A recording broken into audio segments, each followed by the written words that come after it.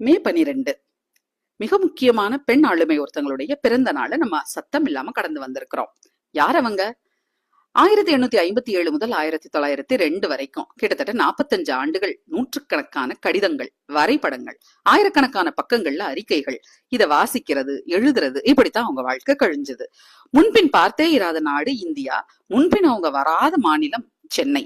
இப்படி ஒரு மாநிலத்தின் மேல தனி ஒருத்தங்களுக்கு இவ்வளவு பிரியம் இருக்க முடியுமா? இருக்கும் அப்படின்னு நிரூபிச்சிருக்கிறாங்க.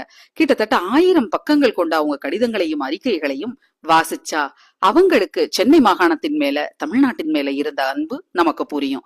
சின்ன வயதுல நம்மளுடைய வரலாற்று நூல்கள் அவங்கள பத்தி சொல்லி தரும்போது லேடி வித் லேம்ப் அப்படின்னு கிரிமிய போர்ல செவிலியர் சேவை செய்ததாக அறிமுகம் செஞ்சிருக்கு. பிளாரன்ஸ் நைட்டிங்கேல் தாங்க அவங்க.